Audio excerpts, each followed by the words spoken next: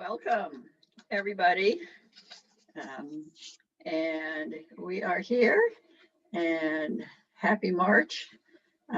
We acknowledge that we gather at Santa Rosa Junior College on the territorial traditional land of the Pomo people, past and present, and honor with gratitude the land itself and the people who have stewarded it throughout the generations. The SRJC Board of Trustees will continue to hold all board meetings for the rest of the academic year as scheduled. However, during the COVID-19 crisis, the board will still be conducting meetings via teleconference with board members participating from remote locations. No in-person attendance will be accommodated or permitted. Thank you for your patience during this difficult time. Our board is committed to the continued education and safety of our students, faculty, staff, and community stakeholders. Public comment will still be allowed at appropriate times, either during the time for general public comment or during an agendized item. Attendees, please wait to speak until you are allowed to by the host. Trustees, to make a comment, please use the raised hand function. I will then call on you, at which point you can unmute yourself. Presenters will be promoted to panelists when it is their turn, much like being called to the lectern at physical meetings. They will return to their seats once they have presented. As always, the board requests that presenters keep all presentations to the following time limits: 3 minutes for public comments, 5 minutes for monthly updates, and 8 minutes for board presentations, employee of the month, and special presentations. And all voting at this meeting shall be by roll call while we are remote. So I'm going to go ahead and open the meeting then. We had no reportable actions were taken in closed session. And we'll now move on to approval of the minutes, and I need a motion. Move for approval. Second. All those in favor? Roll Have a call. roll call. Aye. But we need a roll call. Sorry. Student trustee Toscano. Aye.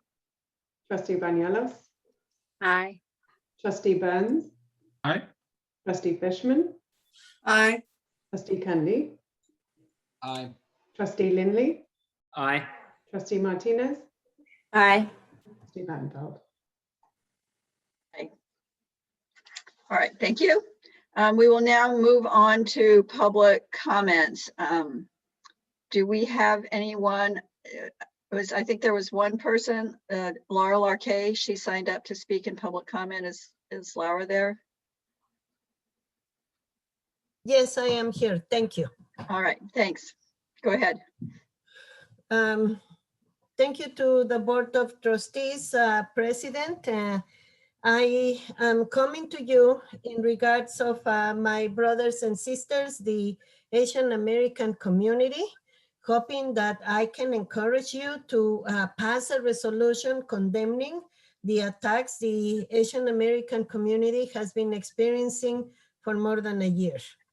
I was prepared to come and give you many statistics, but as I was meditating how I wanted to address you, I began to think about my classes, and I have a class right now. And one of my students is Chinese. He came to class early, so he turned his camera on and we were chatting. As soon as his classmates began to log in Zoom, he turned his camera off and has never spoken in class. So finally one day I asked him why he was so hesitant to participate. And he told me that he's very afraid. He's very afraid of his classmates making comments of him, making fun of him, and worst, blaming him for the pandemic. And more than 3,000 people have been attacked. In New York, the attacks have increased almost more than 100%. And I am afraid these attacks on people will continue happening. And as an institution that thrives on equity, we need to pass a resolution condemning the attacks on the Asian American community. And I hope you take this matter seriously, and I know you will, but I truly hope that the resolution passes very, very soon, because many of our students are very afraid. Even though we are in Zoom, they are afraid. And what will happen once we come back face to face, if they will suffer an attack in any of the school campuses or any attacks in our city. We are a large institution and we have taken the leadership in Sonoma County, and I am sure that the residents of Sonoma County will follow suit if they see that one of the largest employers in the county, which is Santa Rosa Junior College, passes a resolution attacking the bigotry and the racism against the Asian Americans. Thank you. Thank you. Do we have any other public comment? No one signed in. Is there anyone here? You can raise your hand. There should be a button at the bottom of your screen, or if you're dialing in for the meeting, you can use *9 on your phone to raise your hand. Okay, sounds like, okay. I think we'll have other public comment for some of the Hello? other. Yeah. Hi, I didn't know what to, huh? Do you mind just stating your full name for the minutes, please? Amanda Burr. Thank you.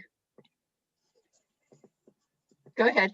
Okay, so I have some concerns with some of the higher STEM courses that have been taken online, because a lot of these instructors, not a lot, in my experience, a few have try, you know, because in the handbook it says they're supposed to make a fair fair for everybody, but what they're doing is making these tests 100 times harder because they're afraid of cheaters. But the problem is those of us who have integrity are getting kind of screwed, because a cheater is going to cheat no matter how hard you make your exam. So, and then they're doing these gradings, like a specific instructor circling things on our test and putting question marks all over it and say, do you even know what you're doing? And then saying, you need to come to my office hour to discuss your bad performance. Like we pay these instructors to teach us, not test us on things they aren't teaching. And I think it would be most beneficial for a lot of the students in like the chemistry and physics courses right now to have evaluations done before the end of the year on all their instructors. And that a lot of these STEM instructors have they have tutors and they have fellows, and they should have someone who's unbiased to the material doing the grading, because me and one of my lab partners do the same answer because we do our homework together, but one of ours will be wrong and the others won't.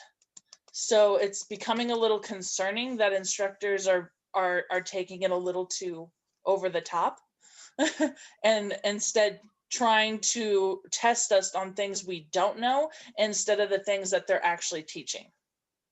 And I go to the tutor center every day.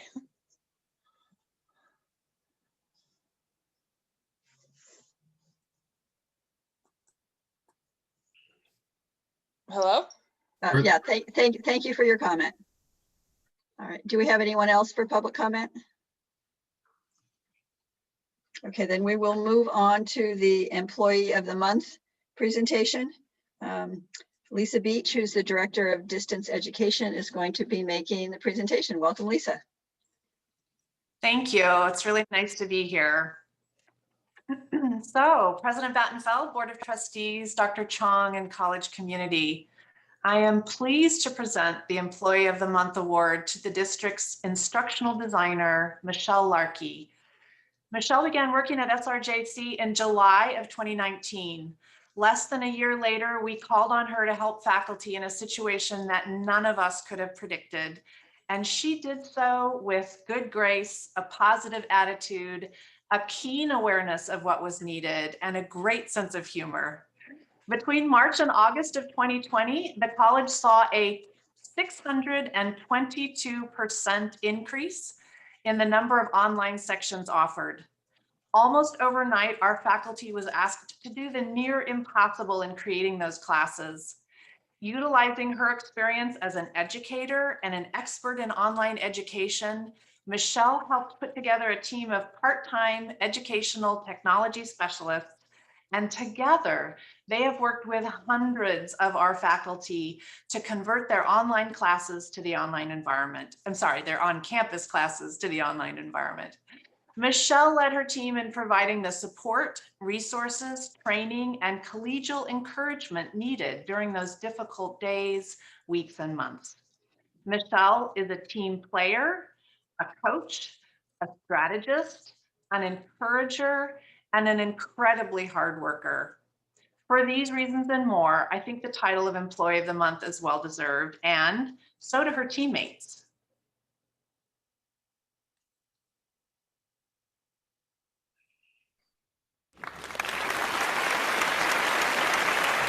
Congratulations, Michelle. It's so deserving, and you are amazing. You truly rock. And, you know, those Mondays were a highlight of my week, and they were truly incredible. And it really keeps me motivated to keep improving what I'm doing. I'm so happy for you. You have been instrumental in the enhancements of my online instruction, and I'm so pleased to hear that you are being recognized for your accomplishments. I hope you feel all the pride and happiness surrounding you today. We truly have so much joy for you. Congratulations on your well-deserved success.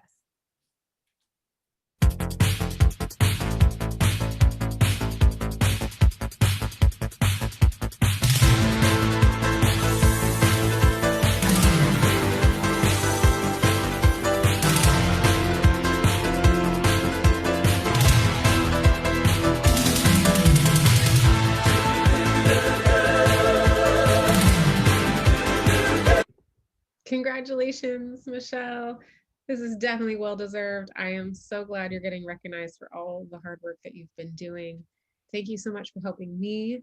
It's made an impact on my life, my work, my students' lives, and how they're learning.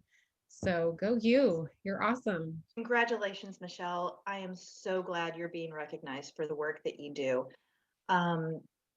Working with you has been such a pleasure, and everything I've learned with you, and I've learned so much from you, has made me a much better instructor. And it's really built my confidence with teaching online. So I appreciate you for that. Congratulations, my friend. Job well done.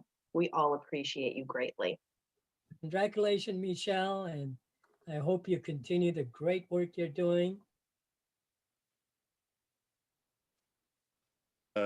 I learned so much in this short amount of time of what a dynamic educator she is. I truly appreciate her as a colleague and as a person.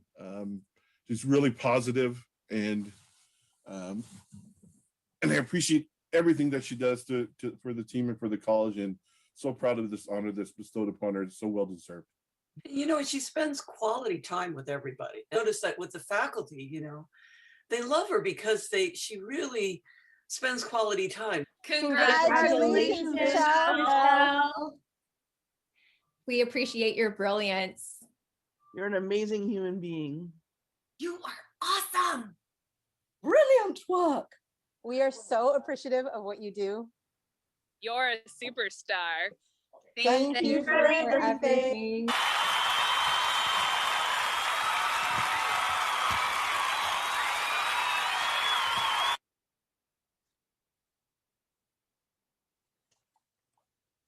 Wow. That moment again where I'm speechless. Your Wow. teammates and I are obviously thrilled for you, Michelle. So now it's your turn. Wow. Wow. Thank you. Good afternoon, President Battenfeld, Board of Trustees, Dr. Chong, and fellow colleagues. I'm deeply honored and want to thank Lisa Beach and the Santa Rosa Junior College community for selecting me as the Employee of the Month.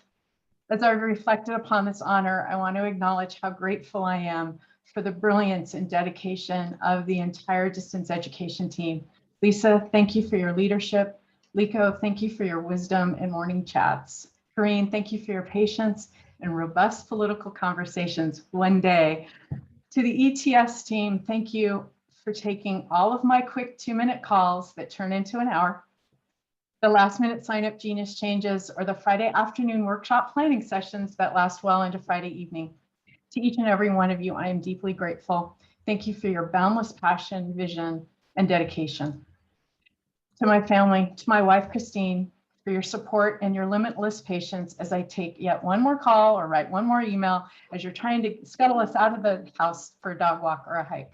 Over the course of my career prior to joining Santa Rosa Junior College, I've had a myriad of experiences that I bring to this role. From my middle school teaching days to teaching early service and pre-service credentialed students at San Francisco State, coaching intercollegiate golf right down the road at Sonoma State, and as an instructional designer in the corporate arena. One of the most interesting questions I get as an instructional designer is what exactly does an instructional designer do? Here at Santa Rosa Junior College, I have the privilege to collaborate with faculty on course design and activity design. I have the pleasure of designing, developing, and delivering workshops, facilitating communities of practice, running up the online special expertise course and the online college project, evaluating instructional technology, and much more. However, at the core of everything that I do as an instructional designer is my passion, teaching and learning. As many who know me well know, there's absolutely nothing I'm more passionate about. As we approach the date when we pivoted from in-person, face-to-face instruction to remote distance instruction, I'm reminded of the week right after spring break, when I met many of you, my faculty colleagues, for the first time on video conferences in Zoom. How far we've come. I am honored to have had the opportunity and the continued opportunity to partner and collaborate with hundreds of you. The dedication to your students, your commitment to instructional excellence, and limitless resilience inspires me daily, buoys me on my low days, and makes me proud to be a member of the Santa Rosa Junior College community. Fewer than 2 years ago, after promising to get back to education and looking for 15 years, I found my home here at Santa Rosa Junior College. It is a privilege and a dream actualized to have the opportunity to be the instructional designer in distance education. It is an honor and a privilege to be named the Employee of the Month. It is with a heart filled with gratitude that I thank you. Thank you, Michelle. So the district will be presenting you with an Employee of the Month plaque, a certificate for 2 tickets to any summer repertory theater production in the upcoming season, and a gift certificate for the Culinary Cafe. In addition, the district and your fellow team members are giving you a $200 gift certificate to REI to help outfit you on the adventures you and your wife love to go on together. So congratulations. Thank you. Thank you all. Thank you, Michelle. And again, congratulations from the Board of Trustees as well. Thank you. Okay, we're going to move on to monthly updates with the college president report. Dr. Chong. Thank you, President Battenfeld, and good afternoon, everybody. Of course, everybody's talking about vaccines, and we've been working very closely with our student health director, Rebecca Norwick. She's been doing a great job of trying to get as much vaccine as possible and getting our folks vaccinated. We've also been working with Senator Mike McGuire. He's been working with us to advocate for getting us more vaccine. And more of our employees are getting vaccinations through Kaiser, CVS, Oakland Coliseum, wherever they can get them. And unfortunately, as everybody knows, the rollout has been very uneven, but we're very committed to encouraging all of our employees to get the vaccine, and we will continue to communicate with you on a regular basis. I want to especially recognize Erin Bricker, who's done an outstanding job in communicating with the college community about our vaccination updates. They're constant and many, so please forgive us if we continually bombard you with different information, because it literally changes every day, as you know. We're also working on a transition plan to go back to live, and as I've been telling people, it's going to be more of a dimmer switch than a flick of the switch. So we will gradually transition back to live as it is safe to do so. And we're working with other community colleges and looking at what they're doing as well. So we will be coming out with a plan probably in the next few weeks to present to the college community and to the board. I'm pleased to announce that we recently got an email today from the state department, the county health department, approving our plan to transition athletics. And I really want to publicly thank Matt Markovich and Monica Kubo, who have spent countless hours developing a plan to safely transition outdoor conditioning, intercollegiate athletics, testing, contact tracing. When we presented this plan to the county, they were so impressed, and they wrote me back today and gave it a green light. So you will start seeing our student athletes back practicing and getting into condition for future athletics and doing it safely distanced with no fans in the stands, as they say. Also, want to give kudos to the library staff who've been working quietly but very hard on trying to keep our students with the type of equipment they need to succeed. Our new Dean of Library Services, Learning Resources and Media, Mary Catherine Oxford, sent me a chart saying to date, we've distributed 628 laptops to students, but 414 students have used our hotspots, and we distributed 658 calculators, and they're more available, they're more on order. So to the students out there, to the faculty, do not let your students go without the resources they need. We are there for you, and especially our library staff is processing many orders and turning them around in a timely manner. So I really want to appreciate the library and media services. I also want to let people know it's Women's History Month, and I attended one that was put together by Dr. Amanda Morrison of our house. It was Understanding the Latinx Voters in Texas. It was put on by Dr. Cecilia Ballet, and it was a wonderful political science exercise and anthropological exercise in terms of why people vote in the Latino community. And the outcome was that Latinos aren't all the same. They don't all think the same, and they're very independent. And I think that's something that was refreshing to see that. And so that I also have the PISA backdrop that was developed by my fellow Asian Pacific Islander Staff Association.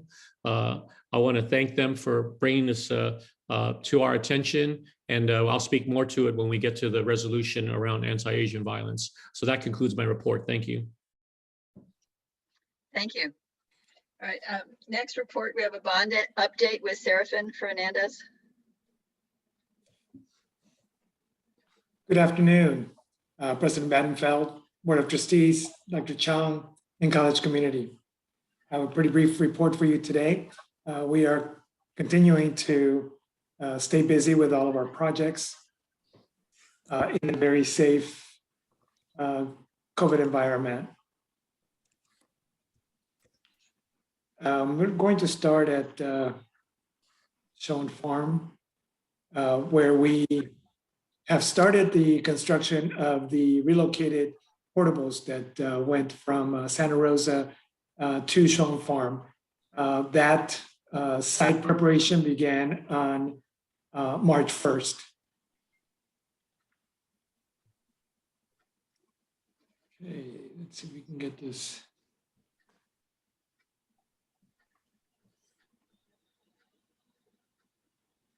All right, so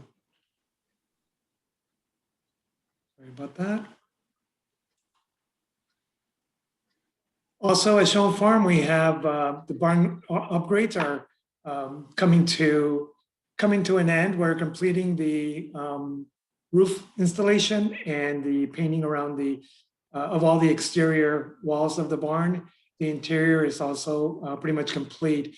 And then we have the new produce processing facility. The site is also has been graded. The foundations have been poured for the new building, and we'll be seeing the erection of that new building pretty soon. At Santa Rosa, we are complete with the fiber ring project. And so today you have an item on your agenda to approve the notice of completion for this project. A couple of other projects that are also complete, we're doing final punch list work, are the two roof replacement projects, one at Pedrocelli and the second one at Pioneer Hall. These two projects will have notice of completions coming to you next month. The Emeritus Circle improvement work continues. All of the concrete work is actually completed. So new sidewalks, new driveway, curbs have been installed, and they will be placing new asphalt in the next few weeks. We are scheduled to complete this project by April next month. The Central Plant project, we've completed a lot of the rerouting of underground utilities. We are rerouting lines for communication, new 12 kV and natural gas. So a lot of these lines have actually already been installed, and we'll be covering up these trenches in the next couple of weeks. These pictures that you see here are around parking lot C and also around the new swimming pool area.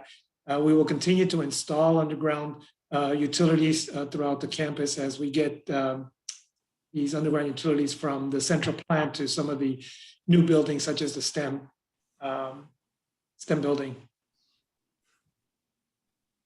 The CAD project demolition is also almost complete. All of the old turf has been removed, and also utilities are being installed underground in the area. And then if you've been on campus, you see that the construction for the new field house has also started. They're also working on the underground utilities for that area. The Doyle Library first floor media services project is complete, and you also have a notice of completion on your agenda to approve today. The Pioneer Hall Intercultural Center tenant improvement work is moving really fast. This picture is actually a little bit outdated. It was taken last week when most of the demolition was already completed, but today they already have all the walls painted, the floor installed, and the new ceiling is actually going up this week, and new lighting will be going up next week. So the project's moving pretty fast. The Lindley Center for STEM Education, the site continues to get prepared for the new foundation. You have, here's an aerial view of the demolished area and the site graded. This aerial picture is the compliments of Donald Laird, who is one of our instructors, and he's taking pictures for us with the drone. So I'll be sharing those with you in some of our other projects as well in future presentations. At Petaluma, the Student Life project is complete. Today you have an item on your agenda to approve the purchase of the first furniture package that will start equipping the some of the offices at the new Welcome Center, as well as the lounge area that has already been completed. Also in Petaluma, we are working on the construction center. We've had a couple of meetings with the user group, and the schematic design has already been approved by the user group, and the design team is now moving towards the start of the design development and 50% DD cost estimate. So this project is well on track and on schedule. I've mentioned some of the items that are up for approval today. On your agenda, we have several notices of completion for our projects and a couple of change orders, one for the Schoen Farm Pavilion roof project. This is one that is actually a correction to an error that was made when the contract was actually developed. The vendor made a mistake in the square footage that was recorded and purchased. So we actually used a lot more than what the order indicated. And so we felt that it was a pretty gross mistake, and we wanted to, we need to fix it, and it's $114,000. So this project is, this material has been delivered, it's been installed, and the error was caught after that. So this is a correction of that. So we do owe this money, and so we're asking for you to approve this change order on this contract. Change order number 1 for the central plant project. This is a minor change. This is less.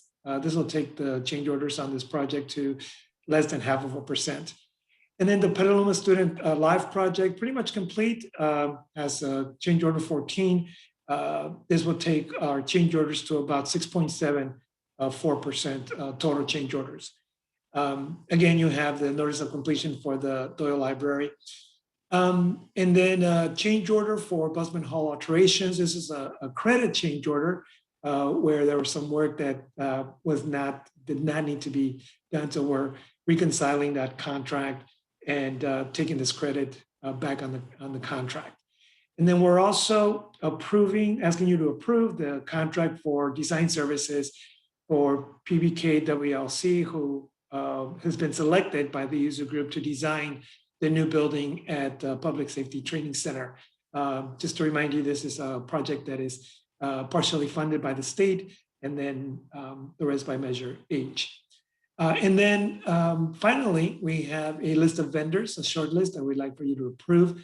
A request for qualifications was sent out for specialized engineering services. This is something that we do every 3 or 4 years. The last one was actually done in 2016. The specialized engineering services include such things as geotechnical services, structural engineering, special inspection labs. These are various types of just very specialized types of services that we use for different projects. So when you approve this short list, it saves time when we need to procure these services, where we just go to the list, we request proposals for those specialty services for the particular projects, and then come to you for final approval of those contracts. So this last is just a short list of vendors for us to use. And this concludes my report, unless you have any questions.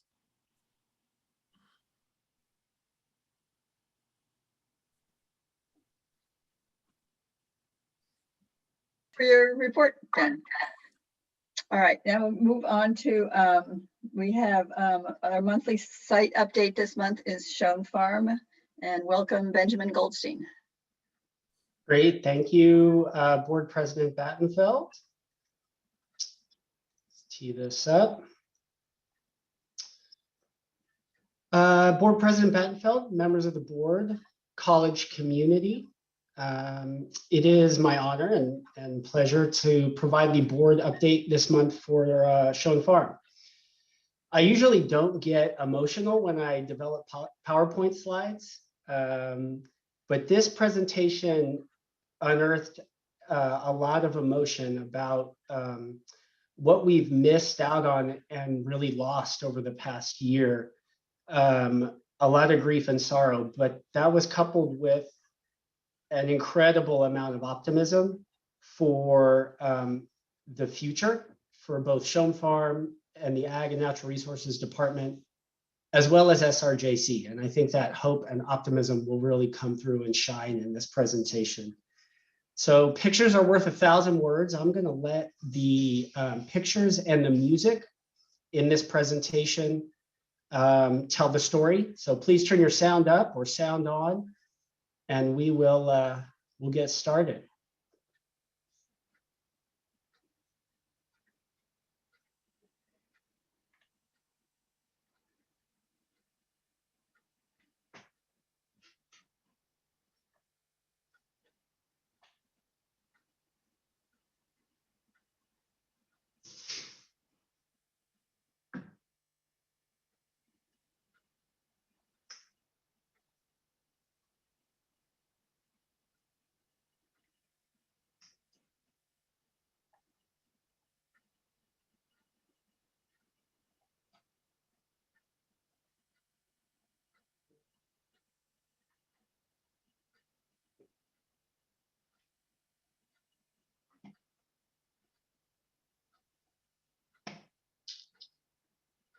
Okay, I'm gonna try that one more time because I'm hearing that the music's not coming through, and that is just integral to the presentation here. So give me one more chance.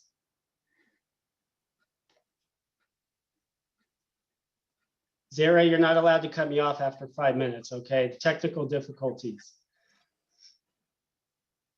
All right, slideshow.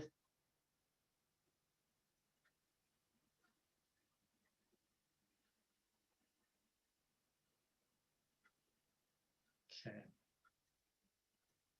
Let's try one more time.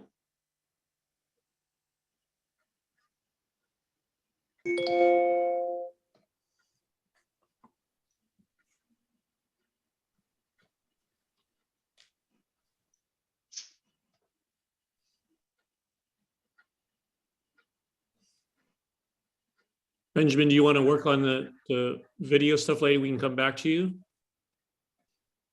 Yeah, let me give it one last shot, Dr. Chong. And if not, I'm just going to run through the images because they still tell a beautiful story. I apologize about the audio here.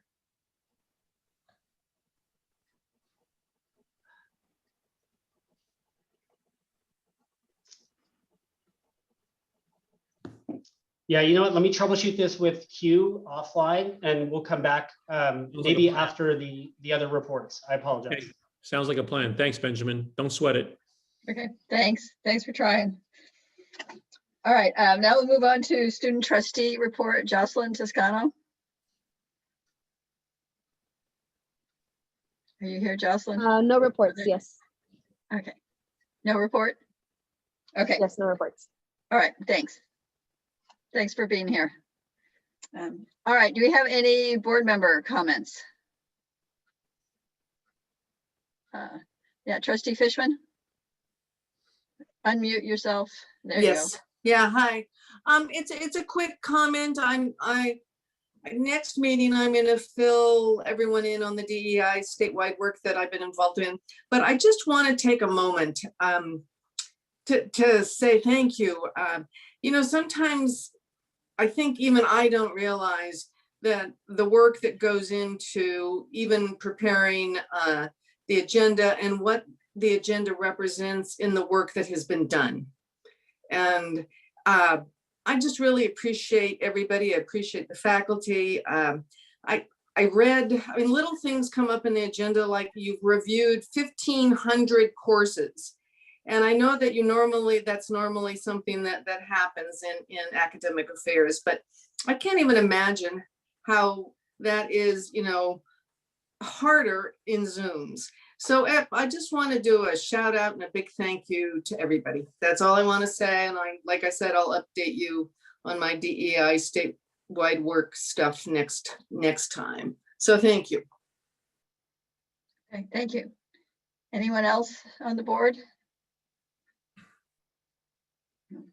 Okay, I just wanted to quickly mention that the board legislative committee also met this month. We met March 2nd and we reviewed the proposed state budget. We looked at state bills that have been introduced related to education and community colleges and went over them and discussed priorities for SRJC and talked about a plan for communicating with legislators to kind of promote the JC priorities in terms of budget and legislation.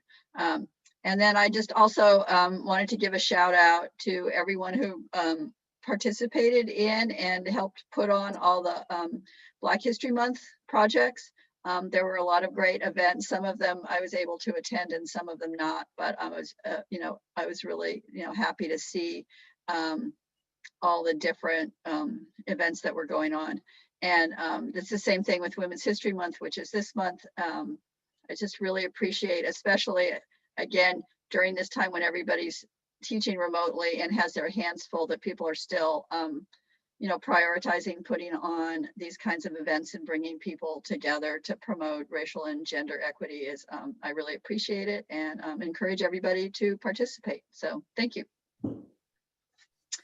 Okay, so now from monthly updates, we are moving on to reports. There is no academic senate report this month. Julie Thompson's unable to be here. So we'll move on to the Classified Senate with Debbie Weatherly.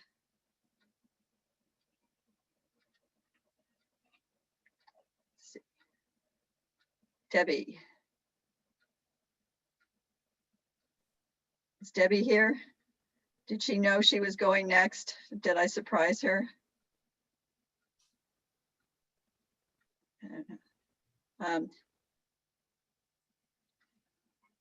Let's see, maybe I'll move on to Sean. Do you mind going next? And then when Debbie, oh, here's Debbie.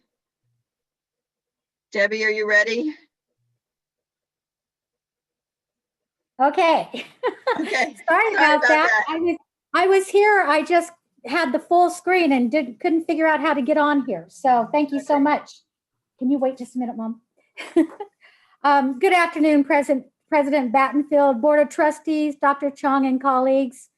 The Classified Senate had our monthly meeting on Friday, March 5th. We tabled the vote on providing a letter of support that was requested from our Sustainability Committee that CalPERS would divest from fossil fuels. We also tabled the vote on supporting our Black Lives Movement locally here in the district, only because we wanted to give our Senate all time to have some feedback and to evaluate. And we are planning on addressing how we can best support APISA and our Asian community at our next meeting as well. We appreciate Caroline Banuelo's attendance at our recent Senate meeting. Dorothy Battenfield and Dr. Chong have both expressed a willingness to attend a future classified Senate meeting. To the board members, we would like to continue to extend an invitation to attend one of our Senate meetings in the future. Let us know when you would be available and we will add you to our agenda.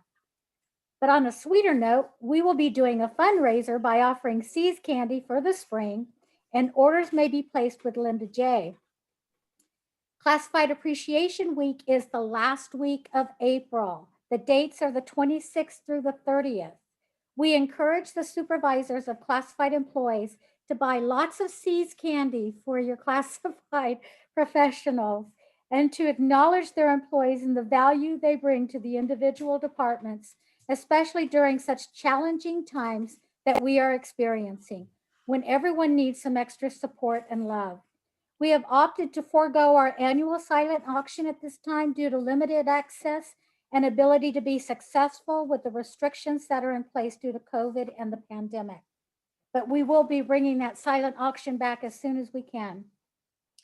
PDA was a success for our classified professionals, and we appreciated the many choices and workshops that were offered to our classified for professional development. 4CSD had their statewide conference by Zoom, and it was attended by Kathy Matthews and Linda J. They provided the Classified Senate a report following the conference. Our college was chosen for the Innovative Award, which our interim HR VP, Sarah Hopkins, and our own VP of the Senate, Linda J., accepted on SRJC's behalf for our professional development activities. I'm sure they will be sharing more on this later. This is a shining example of something that we are doing right in our district that is being recognized by the rest of California. Congratulations to our HR department and the Professional Development Committee on this acknowledgement. March 17th will be the gathering of the Senates for Northern California, which is also being offered on Zoom, and we have encouraged all senators to participate on this day. We also look forward to the Classified Leadership Institute, which will be offered on Zoom as well, June 9th through the 11th. And we have also opened this up to all of our senators and look forward to the personal growth that will come from attending such a rich conference. And that concludes my report. Thank you so much. Thank you, Debbie.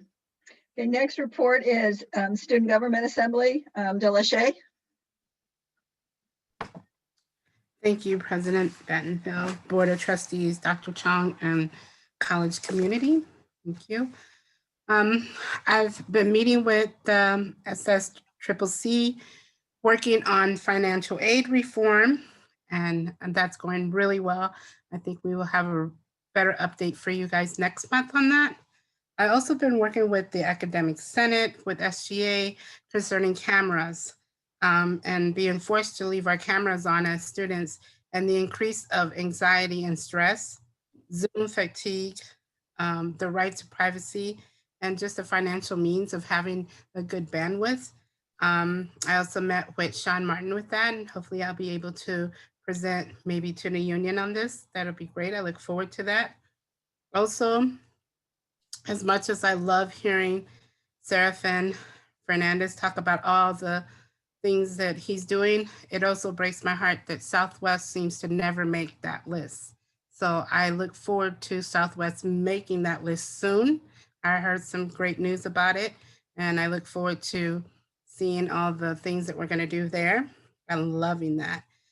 We're starting to work on our budget.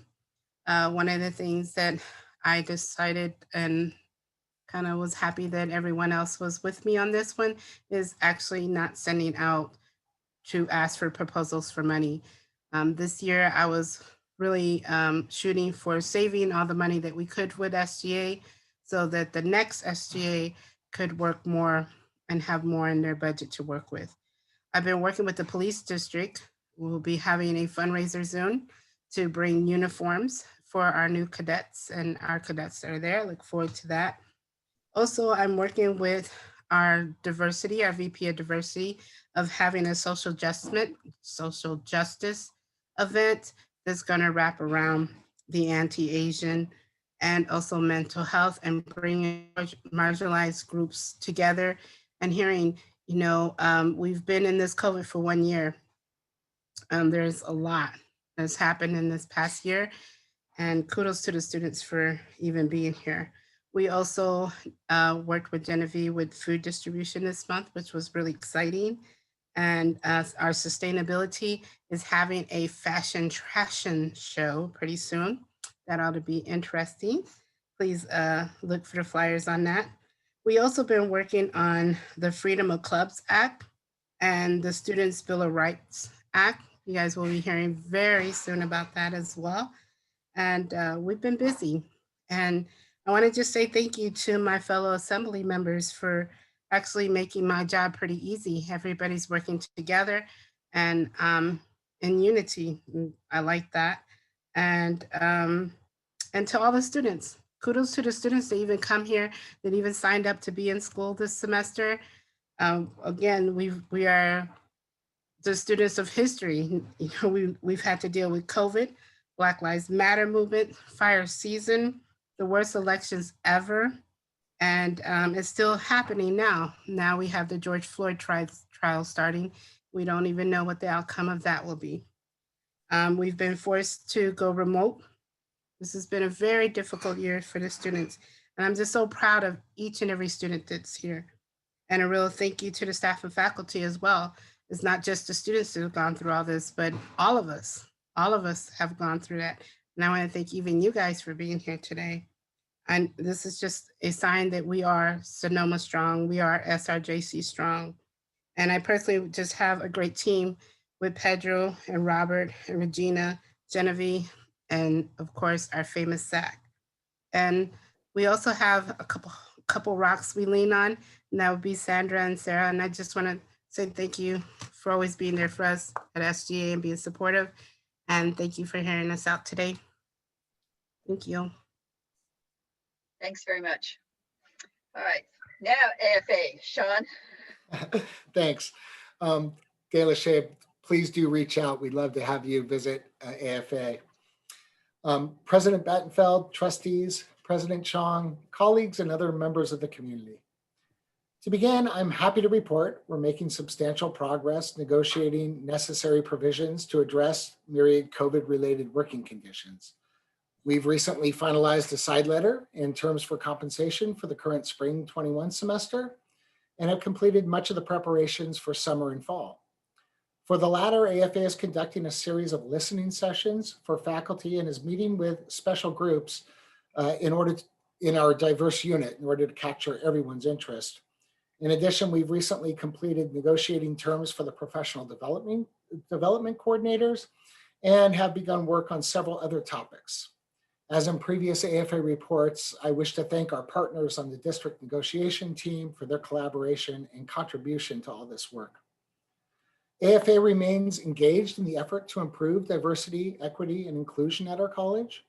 We're actively seeking and continue to benefit from the input we receive, especially from our BIPOC colleagues. We're eager to negotiate terms for implementation of professional development proposals being advanced by the Academic Senate.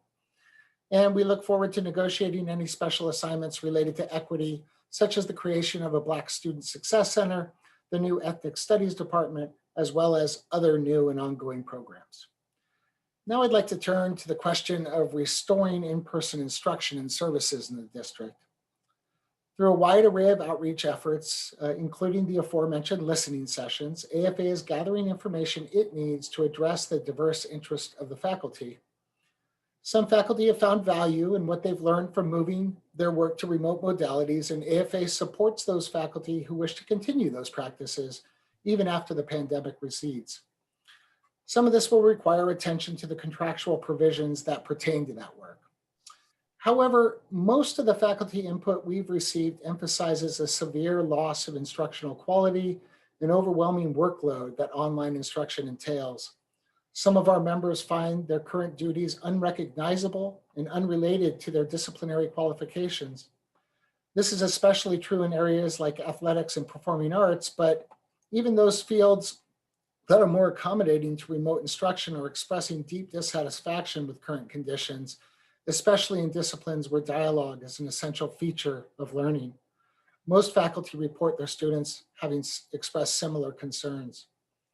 To this end, AFA urges the district to make every effort to restore in-person instruction to the extent possible, while of course preserving public safety. We recognize our facilities and our resources are not unlimited, but we wish to emphasize that this is a matter of urgency for the health of our faculty, students, and other district employees, as well as for our mission of providing quality instruction. We agree with our district colleagues that restoring in-person activities must proceed in stages, but we think the principle moving ahead should be to favor restoration of in-person activities while identifying reasonable exceptions as needed. Of course, AFA is committed to protecting those faculty and others who believe it is unsafe for them to return to in-person instruction and services, and we believe the effort can be accomplished in a manner that respects this legitimate concern. AFA urges the district to direct state and federal funds targeted at COVID-related costs to alleviate workload, provide continued leave options, and or compensate increased workload for faculty and other district employees. We should explore all creative options short of triggering an audit, of course. Finally, though AFA agrees with and appreciates the praise faculty have received for the heavy lift of continuing quality instructional and allied services during the COVID pandemic, we wish to emphasize that the working conditions faculty have been laboring under are unsustainable. I'm sure the faculty are not alone in this assessment, but it's hard to overstate the toll that this inordinate stress and workload of the previous year has taken on all of us. A reckoning with our limits are in order, and we must establish priorities. We need to not only honor those who are unable to continue business as usual, but actively encourage people to focus only on what is essential while setting aside the rest. Each person needs to assess their own situation, but this must be a collective effort supported by district leaders, in that much of our work is reciprocal and interwoven with others. That is, people need to recognize that the work they wish to continue has implications for the work of others. Simply put, we need to cut ourselves and each other a healthy dose of slack. Thanks for your time.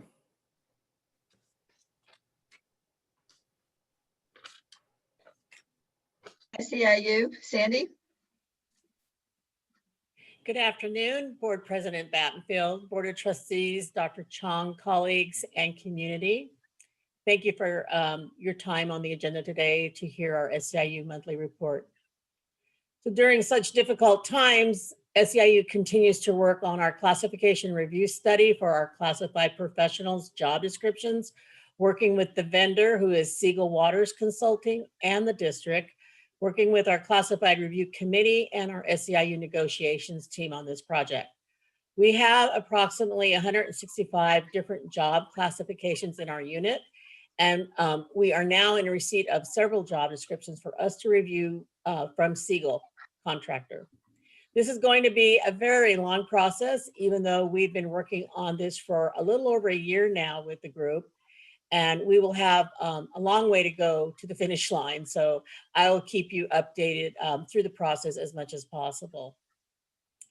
Also, SEIU continues to work very closely with the district in negotiations, with much discussion revolving around the current emergency issues with the health and safety concerns dealing with COVID and updates from Sonoma County, including working on a side letter with the district on sick time due to COVID as well. We are glad that we will finally begin the dispersing the vaccines here on campus this week, Wednesday and Thursday. I got an email today. I was excited to see that. And this will be for our employees through student health, starting with eligibility of being 65 or older at the time of injection, have not previously been vaccinated for COVID-19, and also to be an active school district employee who's received a paycheck since July 1st, 2020. This information was sent out today, and you will receive an alert to when you can make an appointment. SEIU thanks the Student Health and Health Sciences for agreeing to take on this task. Also, special thanks, shout out to Kate Jolly for being consistent with consistently on this subject with the Sonoma County Department of Health and their director. We are greatly appreciative. In addition, we appreciate the college's decision to keep employees safe during these difficult times as we continue to work remotely. SEIU will continue to work with the district on decisions to when and how we will return to the campus for on-site work. There will be a lot of preparation for our return, as we all know, which we've been in discussion on for a while now, including the assurances to everyone's health and safety. SEIU also, with our classified executive council, we will be meeting this week, and we will be looking at different dates for an invitation to the board members to meet with us and Dr. Chong. We've received an information from President Battenfeld, and we'll be getting back with her soon. We're looking forward to hearing about your interest for being a board member, as well as the position you hold, Dr. Chong, just to kind of get a feel of, about you all and what you're about and what your interests are. So it'll be fun to meet with you all. And finally, I want to thank Laura Larkey for her open comments, as I also want to touch on the racial injustice in our country and our local communities. I sent out an email on behalf of the APIA organization this past week and I want to bring a reminder forward. SEIU 1021 continues to fight for economic justice and to stop ignoring racial injustice.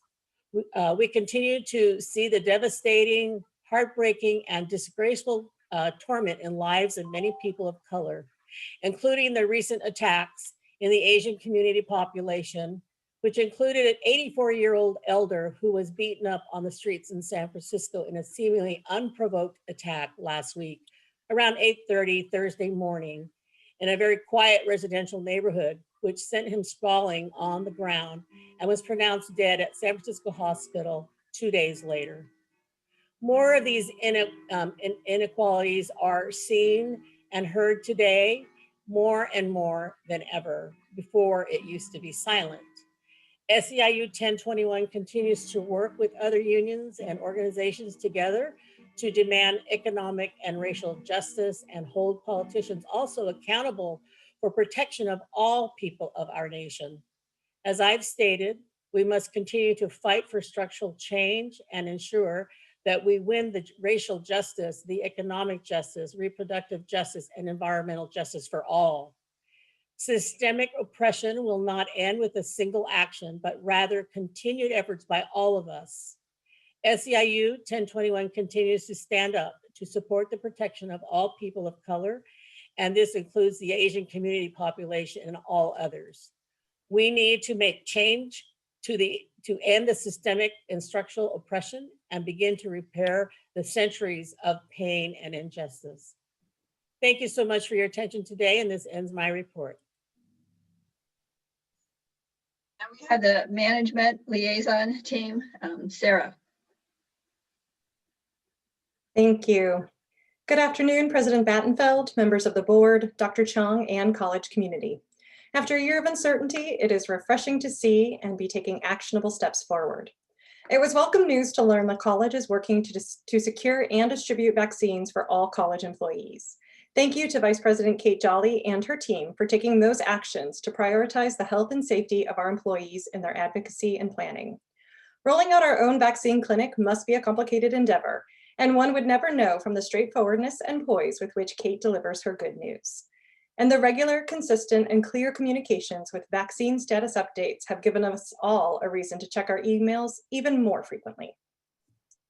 And while it's easy to let the pandemic and its impacts take the focus of our time, the management team is continuing to take steps forward in our own development as college leaders and community members. I'd like to thank Dr. John Stover and Dr. Amanda Morrison for working with the management team to lead a seminar in identifying ways we can take actionable steps to be anti-racist. In February, the management team dedicated our entire monthly meeting to a training presented by Dr. Morrison and Dr. Stover on anti-racist concepts and strategies. Over the previous summer, we had surveyed managers about which topics they would like in-depth training on, and creating a culture of anti-racism was one of the top responses. In our planning meeting for their seminar, Amanda and John's enthusiasm for the work and willingness to meet managers where they're at while challenging us to move forward was so refreshing. Their excitement at the opportunity to help managers grow and develop laid the foundational trust we needed. I'm grateful to have colleagues like John and Amanda for leading us through this complex work, and to our colleagues in APISA, the Asian Pacific Islanders Staff Association, for identifying actionable steps for all of us to take to fight hatred in our community. Taking action to fulfill the college's mission and support our students without complaint is in a manager's DNA, especially managers like Denise Cooper. Whether it's been assisting with the recent transitions at Petaluma or continuing to support admissions and records through several vacancies, Denise handles the additional juggling without any sign of dropping the existing balls. Truly an amazing feat, and I think we could all take some lessons. And although we are still living through a pandemic, managers are undertaking the welcome and challenging actions of building contingency plans and preparing for the transition to more in-person learning and services. There is no perfect way forward and no easy answer for how to do this. But what there must be is a willingness to be flexible, to live in the uncertainty, and to have compassion for those that are on this journey with us. Let's remember, we are all trying our hardest with the best of intentions to figure out the right action steps to take to support our college employees and serve our students. Thank you. Thank you, Sarah. Okay, that finishes up the reports, and now we are going to go back to Benjamin for try number 2 here. All right. Looking forward to it. Forgiveness is divine. Thank you, President Battenfeld. Let's give this another shot.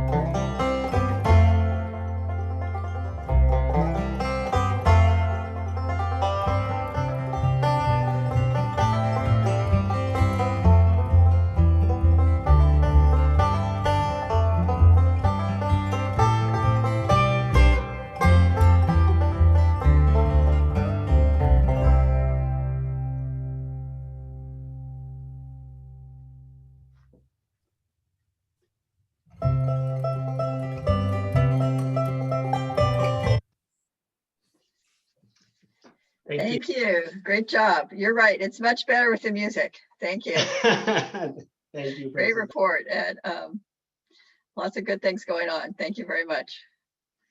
All right, now we are going to move on to the consent agenda. Is there any trustee that wants to remove anything from the consent agenda for discussion? Okay, then I need a motion to approve consent agenda items 1 through 17, please. So moved. Second. Thank you. All right, roll call vote on the consent agenda. Student trustee Toscano. Aye. Trustee Baniolos. Aye. Trustee Burns. Aye. Trustee Fishman. Aye. Trustee Candy. Aye. Trustee Lindley. Aye. Trustee Martinez. Aye. Trustee Battenfeld. Aye. Thank you. All right, so now we're moving on to D, the action agenda item.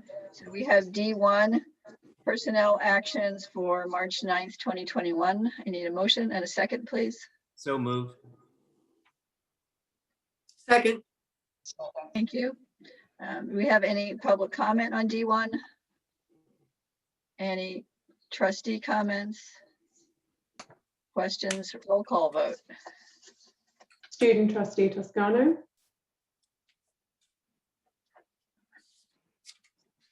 Aye.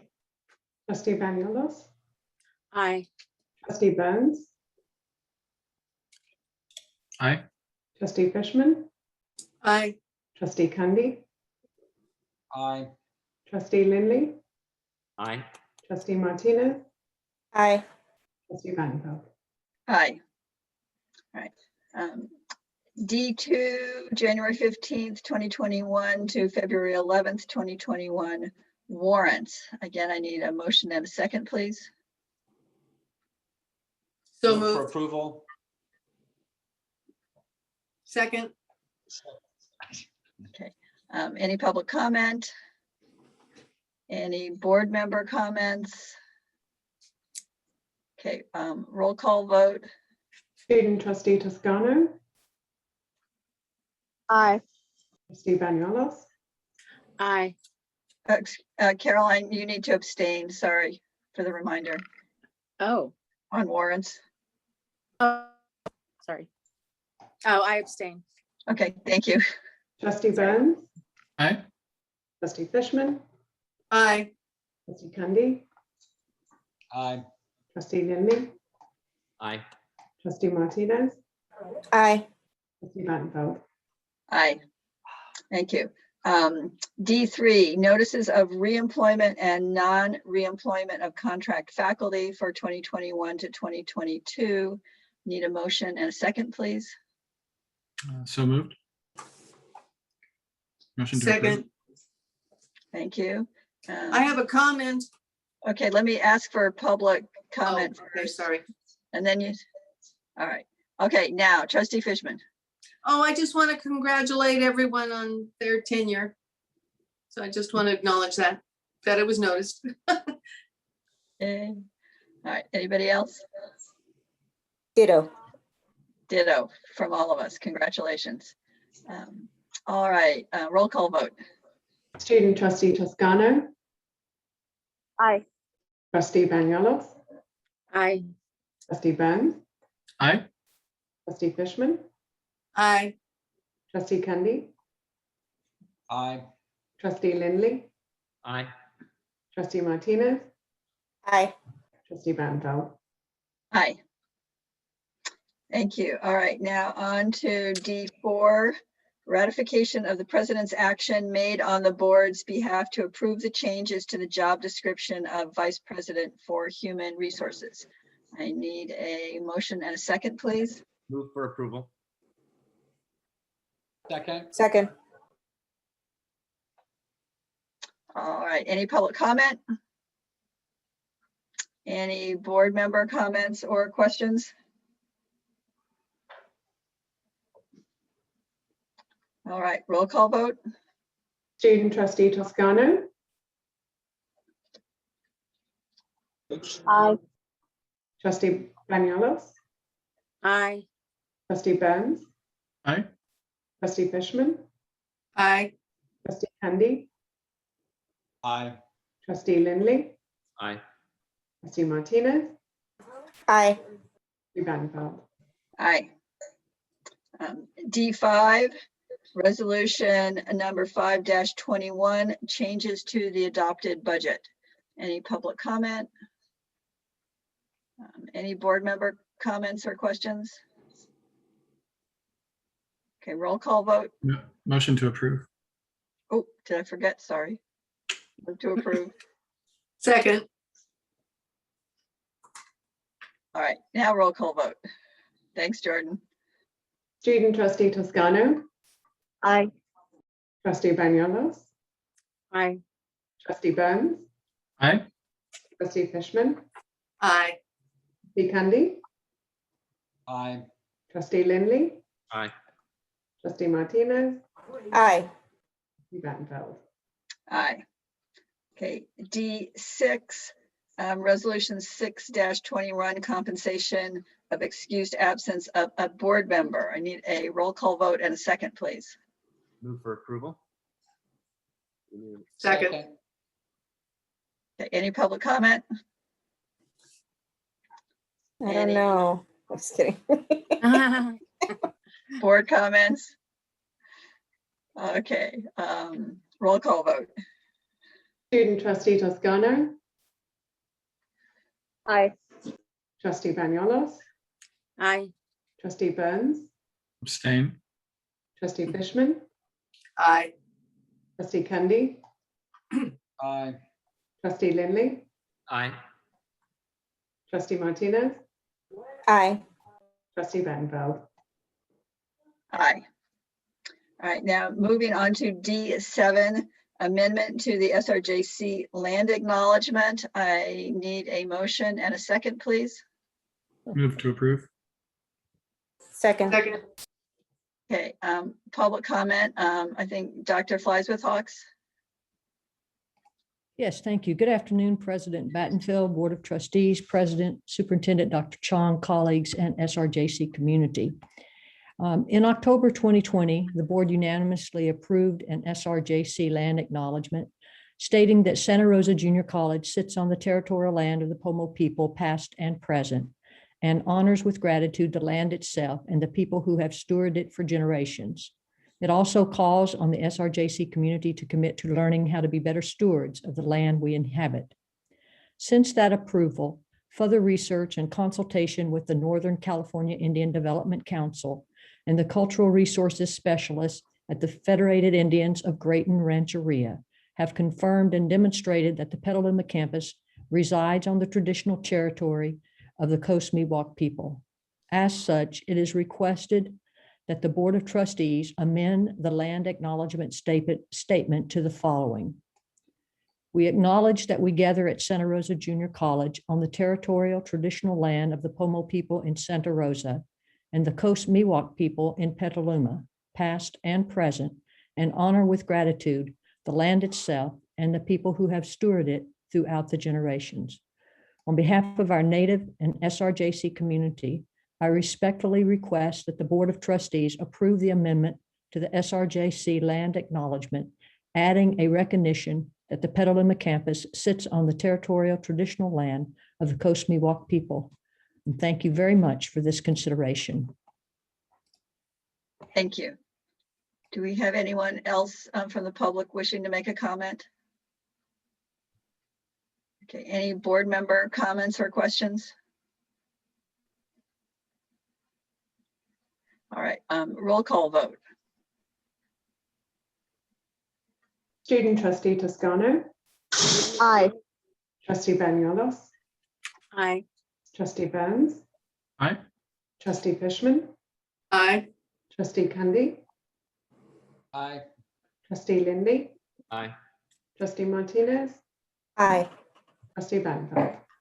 Aye. Thank you. And I'm happy to make that change. All right, now we're moving on to D8 Resolution 7-21, a resolution for anti-Asian violence request for support. It's a written resolution, and I believe we have several members of APISA who have signed up for public comment. I don't know if maybe one of you wants to go first and introduce everyone, but welcome. Thank you. Board President Battenfeld, members of Board of Trustees, Dr. Chong, and the SRJ community. Thank you all for this opportunity. My name is Tammy Sakanashi from Health Sciences.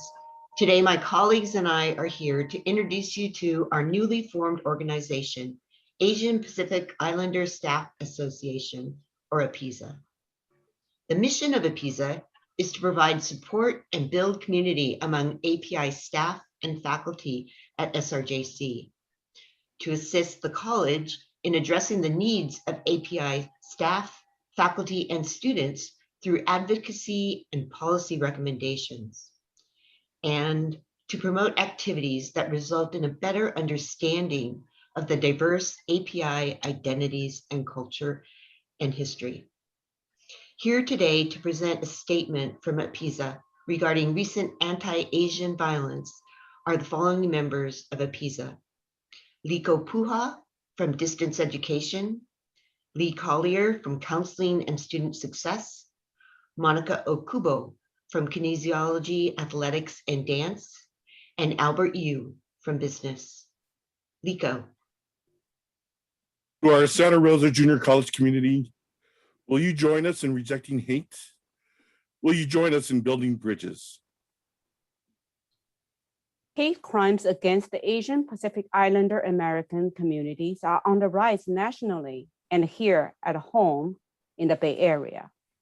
Along with the recent highly publicized events of an 84-year-old man killed on the streets in San Francisco, a 91-year-old man brutally attacked in Oakland Chinatown, and the assault and robbery of a woman in San Jose, there have been countless other attacks, both reported and unreported, on various API communities in our country. The organization Stop Asian American Pacific Islander Hate recorded more than 2,800 hate incidents nationally in 2020, 700 of those in the Bay Area. These crimes are rooted in a long history of white supremacy and systemic racism, exacerbated recently by racial scapegoating around COVID-19. As faculty, classified professionals, and administrators of the recently formed Asian Pacific Islander Staff Association, or APISA, at Santa Rosa Junior College, we want to raise awareness of these ongoing racist attacks and the terror, trauma, and other negative impacts they are having on the API community. We strongly denounce these anti-Asian attacks and commit to combating systematic oppression in all its colors and forms. Statements, however, are not enough. This is also a call to action. We call on everyone in our SRJC community to reject bigotry, hate, and brutality everywhere. We call on everyone to do the work of supporting API communities. We call on everyone to engage in community conversations, speak up when you witness injustice, call out racist words and actions. We call on everyone to take the time to learn about API history. Our community has suffered much hate and oppression, ranging from the indignity of the Chinese Exclusion Act to the incarceration of Japanese Americans during World War II, to the lynchings of Chinese Americans in Los Angeles and murders of South Asian Americans after 9/11. We call on all other groups to come together to fight the violent oppression that continues to sabotage our community. The hatred and violence must stop. We need to work together. Let's talk to each other as neighbors, as allies. Let's truly value equity and inclusion, prioritize everyone's dignity, and respect one another. As the late great activist Yuri Kochiyama said, much remains to be done to build bridges and create a united force. This is our community. This is our time to act. Join us in rejecting hate. Join us in building bridges. In solidarity, the members of the Asian Pacific Islander Staff Association at Santa Rosa Junior College. Thank you. Thank you. Do we have any other public comment? Does Do we Lori have- want to speak? Lori Kurbara? I see her on the screen. Lori, did you want to speak? Okay. All right. Dr. Chong, did you want to say something? And then I think a couple members of the board wanted to say something. Yeah. I wanted to indulge the board and I want to read the resolution because I think it's worth reciting to the college community, if you would indulge me. Resolution number 7-21. Whereas the values of Santa Rosa Junior College include diversity that supports honesty and integrity in an environment of collegiality and mutual respect, and compassion that includes civic engagement opportunities that contribute to the real world problem solving, and empathy to identify the challenges and address the needs of others. And whereas the mission of Santa Rosa Junior College is to cultivate learning through the creative, intellectual, physical, social, emotional, aesthetic, and ethical development of our diverse community. And whereas Asian Pacific Americans, AAPIs students comprise 5% of SRJC student population and 7% of our employee workforce, including the first AAPI president in the history of the college, whereas AAPI community members have been part of the rich ethnic diversity of Sonoma County and have contributed greatly to the economic and cultural vibrancy of the region. And whereas the AAPI population has faced historical and structural racism in both Sonoma County and the United States, and whereas the recent epidemic of COVID-19 has been falsely blamed on AAPI individuals and mischaracterized as the China flu, and whereas the number of AAPI hate crimes have been steadily increasing in the United States and local communities in San Francisco, Oakland, and the greater Bay Area, and whereas the president, vice presidents, departments, campus organizations, and numerous individuals at SRJC have expressed their commitment to solidarity with AAPI colleagues and community members in calling for change. Therefore, be it resolved that the Sonoma County Junior College District Board of Trustees joins APISA in condemning these acts of violence and stands in solidarity with AAPI students, college employees, and community members, and commits to dedicate its resources to educating the college community of the common humanity that we share and promoting peaceful means to communicate and interact with one another, and resolve that the SRJC Board of Trustees supports respectful and open dialogue that allows the learning of diverse history and culture of AAPIs to include the historic oppression of AAPIs in the United States. I want to first of all thank APISA. We're a small but mighty group. I really want to also appreciate the Black Student Union, Black, and LSFA for speaking in solidarity with us, as well as SCIU. Also, this is up close and personal for me. I don't know, many of you know that my brother David, who's 73 years old, and I moved him out to Oakland because of health reasons. He was accosted in the streets and assaulted, kicked, and put almost in a hospital. So this is something that has to stop. It has to be brought forward to everybody's consciousness. And I'll just close with a quote from Martin Luther King that says, "No one is free until we are all free." So there's a lot of work to be done. And I just appreciate the board and all of the community for rallying around in support of our community as we have rallied around the Black Lives Movement and Matter movement, and we've rallied around LSFA and Dreamers. This is a really part of what a community college is about, that it's an open access institution, the most democratic of all institutions in the United States. So thank you for giving me the opportunity to speak. Thank you. Other board members wish to say anything?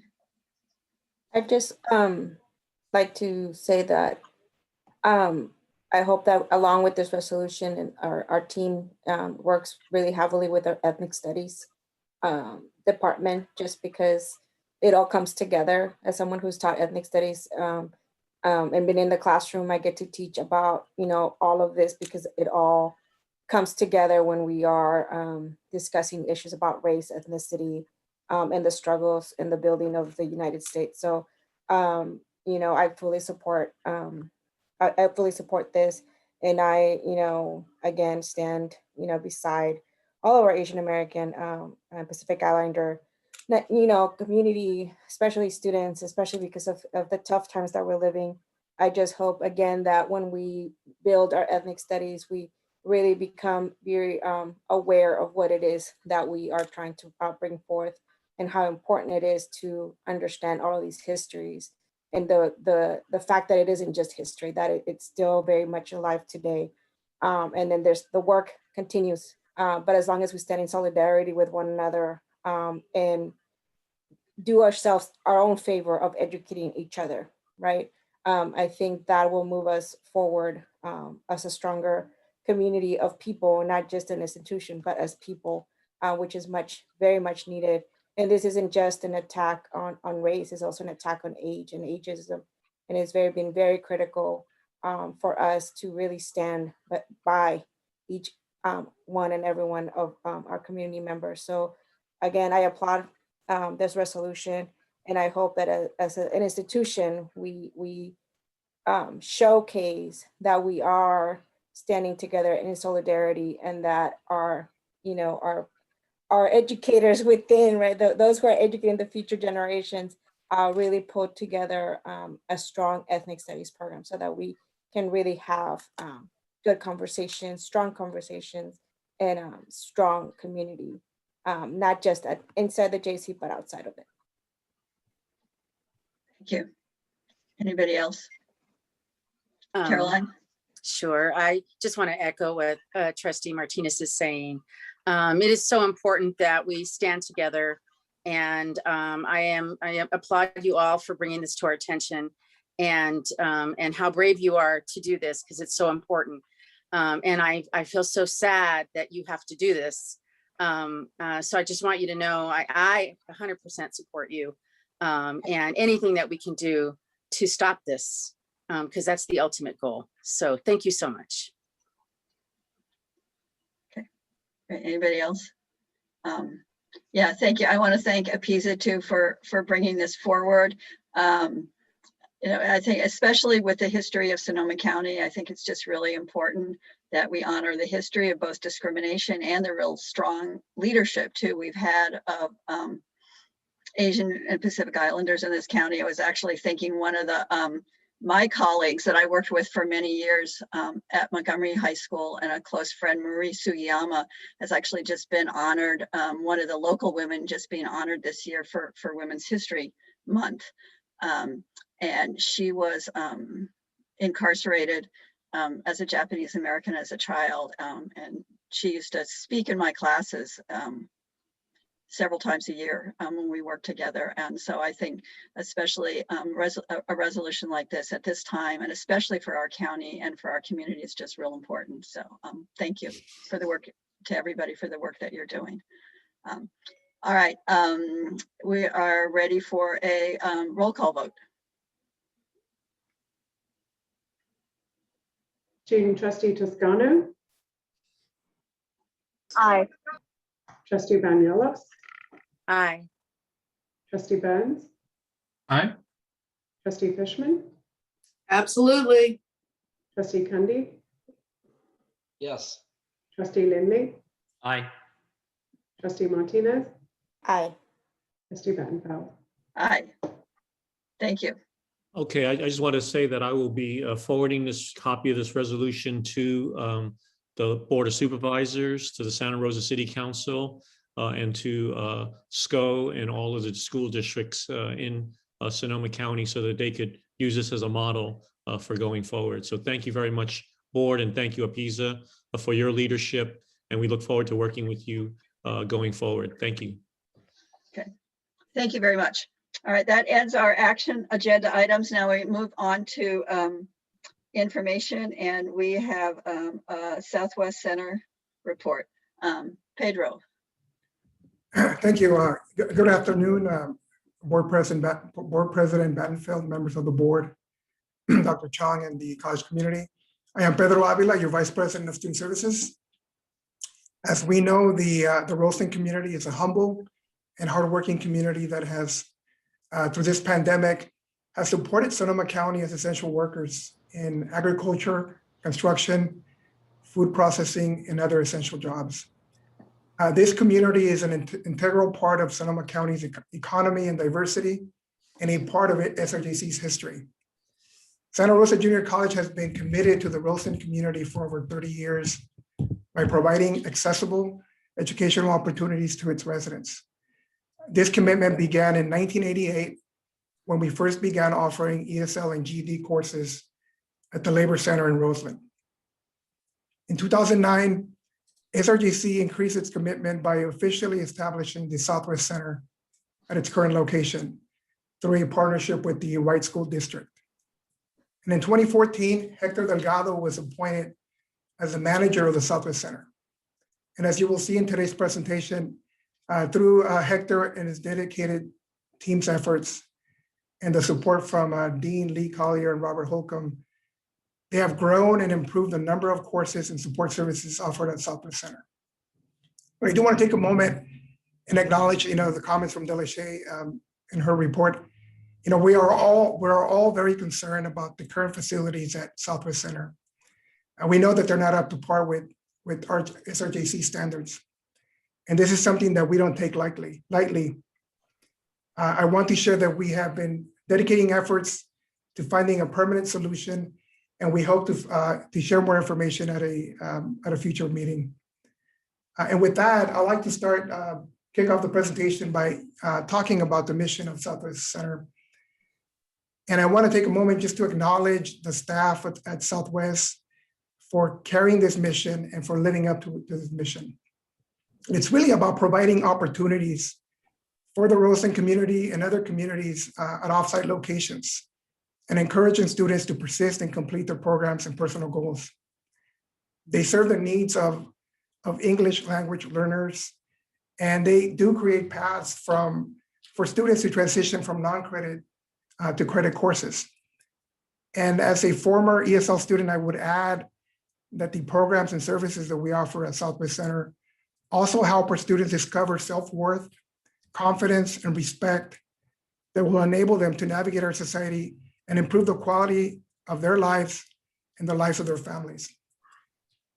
And with that, I'd like to introduce Hector Delgado, who's the manager of Southwest Center, Lee Collier, who's Dean of Counseling and Student Success, and Robert Holcomb, who is the Dean of Language Arts.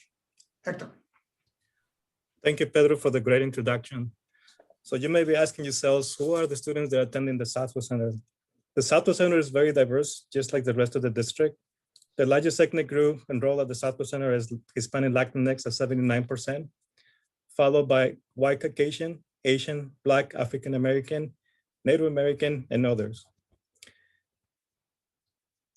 The majority of the students at the Southwest Center, as already mentioned, are English language learners, immigrants, and essential workers. The educational needs consist of learning English, obtaining a high school diploma, seek new job skills, and explore career advancement. The Southwest Center Staff and Operations has had a small team since it opened back in 2009. Prior to 2014, there was only one full-time coordinator classified staff member, 4 STNCs that only allow for 24 weekly service hours. Since 2014, the Southwest Center has been building a team to improve facility operations and service hours. To this end, a site manager, academic counselors, 1 student success technician, and multiple or 3 student success technicians were hired, allowing the Southwest Center to increase the service hours from 24 to 45. It is also worth mentioning that the Southwest Center provides evening service hours from 5 to 7 p.m. Monday to Thursday, which is essential for the student population that we serve at the Southwest Center. The student services staff at the Southwest Center also supports the Southwest Center and off-campus locations. The district has 7 off-campus locations that go all the way to Cloverdale, to the north, to the east to Sonoma, and to the south to the Petaluma Adult School. And the staff provide assistance with admissions applications, registration, placement, orientation, and counseling service. Since the pandemic, we have partnered with the library, IT, Student Life, DRD, and Petaluma campus to centralize a location where we can provide remote services to non-credit students. The staff has been able to place over 6,000 phone calls to provide assistance to students. Also, we have been able to distribute laptops, hotspots, calculators, and gift cards to students so they can feel engaged with the Southwest Center and the college. We also encourage non-credit students to participate at the Santa Rosa campus for the food distribution that takes place once per month. To support student engagement, the Southwest Center has hosted a Welcome Day event every fall for the last 5 years to welcome continuing, new, and returning students. On average, more than 200 students participate each year. The Southwest Center has strong community partnerships with Corazon Hillsburg, La Luz Center, Community Action Partnership, Sonoma County. These partnerships allow for opportunities for wraparound services and outreach. Thanks to these efforts, the Southwest Center has improved its efficiency and access to serve non-credit students by providing one-on-one assistance to meet their academic goals. I will now turn it over to Dean Holcomb. Thank you. Thank you, Hector. Good evening, everyone. So we offer an array of non-credit courses at the Southwest Center, and there are just some clear benefits of doing that. Non-credit courses are free to students. They are repeatable, so students can take them and retake them if necessary. They're available to all community members, regardless of legal status. They're also accessible to a wide range of learners. Students at basic literacy levels all the way to specialized workplace certification. And as you can see, we offer a full complement of ESL courses. Next slide, please. Yeah, we offer a full complement of ESL courses at various instructional levels. Historically, ESL has been some of the most robust instructional programming we've held at the Southwest Center. We also offer college skills courses, which prepare students to pass a high school equivalency exam, either a GED or a HiSET certificate. We offer this programming in both English and Spanish. We offer adult education coursework that prepares students to thrive in various vocational sectors as childcare providers, in landscaping, small business development, and many others. And our adult education program is not to be confused with our older adults program, which is geared to our senior community. It promotes active living and lifelong learning. And the vast majority of our non-credit courses lead to non-credit certificates. Students can earn them in ESL and in a number of different adult ed areas, including workforce preparation, childcare, construction trades, landscaping, small business, and others. Next slide, please. Yes, it's also worth noting that this non-credit programming offers many pathways into our credit-bearing academic programs, which can also lead to transfer and degree completion. According to the Office of Institutional Research, hundreds of students make this transition every year from non-credit into credit programming. And that's something we're going to continue to build upon. And toward that end, we have on-site learning support resources to support student success. We have embedded instructional assistants, drop-in tutoring labs, and periodic library workshops, all meant to facilitate student learning. So as you can see, we have really relevant and vital instructional programming at the Southwest Center. It's programming we're very proud of and that we'll continue to improve and enhance. So with that, I'll turn it over to Lee Collier.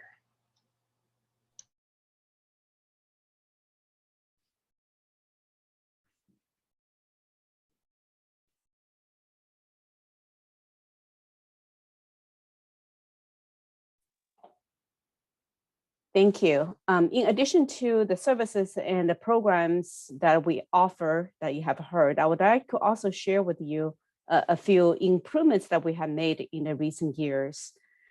Infrastructure-wise, we have increased number of classrooms and computer labs to accommodate adult ed and other education programming needs. We also built a new office space for faculty staff, which previously either did not exist or was in poor condition. We also improved Wi-Fi access for connectivity for faculty, staff, and students. On the safety and security side, we've been working with the Rice School District and also our district police to increase lighting and to increase monitoring and the DP presence at the site. And those have all been increased to address concerns from faculty and students. With Hector's leadership, we also create a handbook for operational procedures, mainly to help students and the faculty navigate the site and to understand what kind of resources and support they have, and for safety and security measures. Looking to the future, we will continue to work with our community partnerships to strengthen that partnership and to continue to assess what students' needs are, so we can expand our programming and to enhance our student support services to meet that need. There are several conversations coming out about what about the future on a permanent site for Southwest Center. I would like to share a data point with you. In fall 2019, we did conduct a student survey asking students if the current Southwest Center site no longer exists, will they take classes either in Santa Rosa or Petaluma campuses? And over half of students responded no.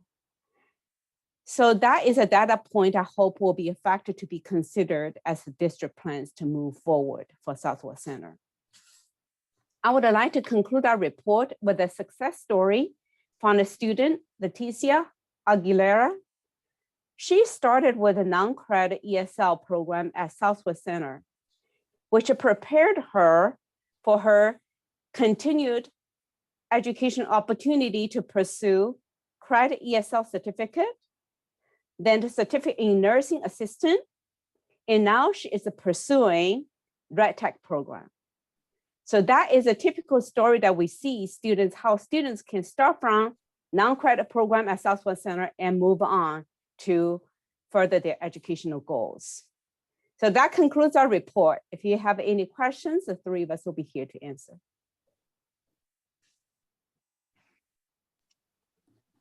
Thank you very much. Any board questions? Thank you.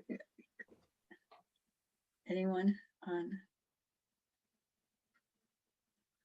Yeah, and for people who may be listening to this and maybe new to the JC, I think it is important. I don't know if you said it directly, but we at this point we rent this site and we pay rent, and so we're limited in somewhat to the improvements and changes we can make by funding, because it's not, that's why I think several people were talking about the need for a permanent site, because this is a site that we do not own.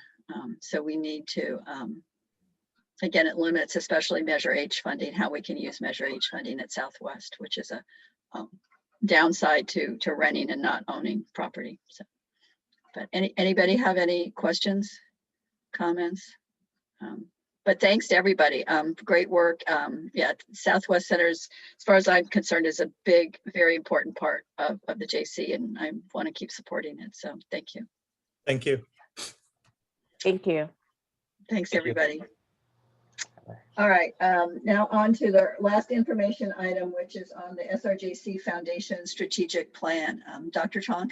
Yes, thank you, President Battenfeld, and it's indeed a pleasure for me to introduce the SRJC Foundation team led by Jay Molyneux, Sarah Lagos, and Brianne Becerra. They have been doing some outstanding work in trying to reimagine our foundation, try to support all of the different auxiliary groups, and they've undergone a very thorough and comprehensive strategic plan. And I think they want to share it with the board, so everybody knows we're kind of moving in the same direction. And I want to thank the board members, particularly Maggie Fishman, who serves as a liaison to the foundation, and also to Jeff and Terry, who are very active in the different auxiliaries around Schoen Farm. So with that, let me present Jay Molyneux. Jay, you're on. Thank you, Dr. Chong. Good evening, President Battenfeld, Board of Trustees, and campus colleagues and community. My colleagues, Sarah Legas, Brianne Basita, and I are happy to spend the next few minutes sharing the highlights of the Foundation's new strategic plan. So this presentation is the outcome of planning that commenced back in July. It was the perfect way for us to use this COVID time, and it was also the perfect way for me to launch my tenure at the college. I worked closely with a Foundation Board task force, and Sarah and Brianne were a huge help as well. And we also conducted 34 stakeholder interviews to help inform this work. So new heights, as you will see in a moment, we created a vision statement for the foundation. Our vision is to elevate our community to new heights through the power of philanthropy and the promise of higher education. This plan will guide us through the next 3 years. So the next slide, please. All right, so obviously we had a very strong foundation to begin with. The SRJC Foundation is regularly recognized statewide for our annual fundraising and the size of our endowment, which is over $60 million.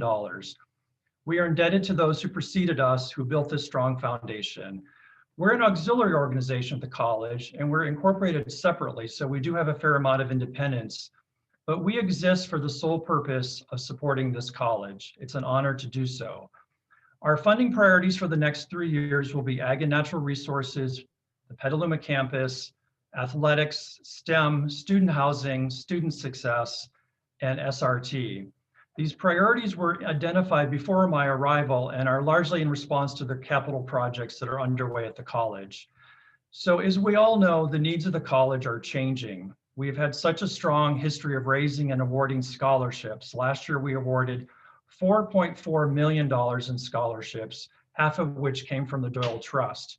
We are grateful to Rachel Kutcher and the scholarship team for the incredible job they do to administer these scholarships. I am a first-generation college graduate, and I know it takes a whole lot more than a scholarship for a student to succeed. So our future focus will be on increasing programmatic support. We have a lot of new buildings being built, and these buildings will need learning environments where students can thrive. Students need experiences outside of the classrooms like internships and leadership development opportunities. Students also need racial equity to succeed, so our work will be geared toward ensuring that all students have access to the resources they each need to succeed. Scholarships will always be a major part of what we do, but we will also be proactive in seeking different types of funds and educating our donors about the importance of opportunities beyond scholarships. So for this plan to be successful, we will need to work with everyone on this call today to create a culture of philanthropy. Currently, we have a culture of fundraising, and there is a big difference, and we all have a role in this. This is not just something the very small foundation team does. All of you are part of the foundation team. We need all of you to be ambassadors and advocates for the power of philanthropy. More about that at another time. So the next slide, please. So here is that vision statement. It is aspirational and it reflects what will happen in our community if we are successful. It extends beyond an academic degree or certificate. One of the challenges we had throughout this process was thinking and speaking as the foundation and not the college. There are a lot of things the college does that we do not do. We inspire philanthropy. And if we do a good job at it and work with you to help you do a better job at what you do, the huge benefit will be to our community. So you won't be surprised to see in our revised mission statement that we added families and the community. We inspire investment in higher education to provide life-changing opportunities for all SRJC students, their families, and the community we share. Next slide, please. So the transformative work of philanthropy is based in shared values. It was so important for us to identify and articulate the foundation's values so our work with donors can be elevated to a discovery of shared values. I think impact and opportunity have always been core values of the foundation, but we also felt equity was important, and trust and collaboration. As you can see, we made these values donor-centric. We would not be in business without our donors. They are the customer. We are not only providing opportunities for our students, but we are providing the donor an opportunity to make a difference in their community. Our work would be nothing without collaboration with our donors and with all of you. So Sarah will take the next slide. Thank you, Jay. As I share with you the priorities and goals for the strategic plan, I'm going to especially focus on the ways in which our college community can play an integral role in this strategic plan. So priority number 1 is philanthropic growth, to set and achieve philanthropy goals that support our mission. This is the core of our work. We are here to raise funds to support the students, programs, and initiatives of the district, and to give donors opportunities to make real investments in our community and fulfill their own dreams. So there are a few ways in which we'll focus on this. The first is to ensure that we are meeting the short and long-term needs of the district. Jay shared with you earlier our current strategic funding priorities, which have already been set for the next 3 years.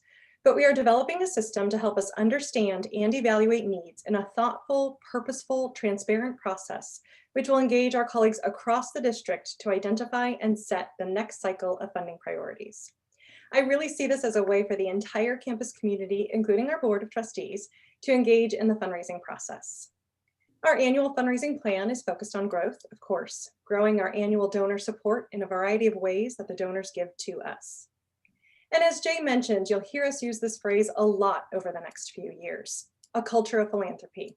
You may be wondering what it is, and while there are many elements that make up SRJC's culture of philanthropy, at its core, it is our college and district's attitude toward philanthropy and fundraising. When an organization has a strong culture of philanthropy, every single person in the organization, from classified to faculty to managers to Board of Trustees, embraces a donor-centered approach and knows they play a role in philanthropy and donor relations. There are so many ways you personally can embrace the culture of philanthropy in your own work, and we'll be sharing opportunities for you to do so and inviting you to engage with us to connect with donors. You each are important partners in all the fundraising work we do, and developing collaborative, collegial, cooperative, and successful relationships across campus will serve our students, our donors, and our mission. We are so looking forward to educating and exciting you about philanthropy, the role of the foundation, and the way we can work together to serve our students. And finally, often our faculty, staff, or students have inspirational, innovative, unique ideas and opportunities they want to undertake, but lack the resources to do so. With a new opportunity fund, donors will be excited to invest in those ideas, knowing the ultimate goal is to support innovation and bold ideas to build groundbreaking programs and opportunities for student success. For the next slide, number 2 is our business model and strategic and structure. And so for this strategic priority, we are focusing on the foundation's business model and structure to establish that culture of philanthropy and develop strong systems to support it. A key component of that is developing a sustainable revenue structure that allows the foundation to maintain our fiscal strength while also growing to meet the philanthropic demands of the college, and there are many. To that end, we're taking a data-driven approach to understand our donors better, using research and analytics to uncover opportunities to identify new donors and grow our existing donor support. We're also focusing on our investment strategies to ensure they are consistent with our mission, vision, and the new values Jay shared with you. And now Brianne will share the last 2 priorities. Brianne? Thank you. So the third priority is marketing and communications, and that's really to build recognition, to build engagement and affinity for this new mission of the foundation. When I started working with the foundation in 2016, I was really asked to build on and promote what was existing. And since I rejoined the foundation family in early 2020, it's clear that I have the great challenge and honor of being a part of a team that's going to build and promote something entirely new.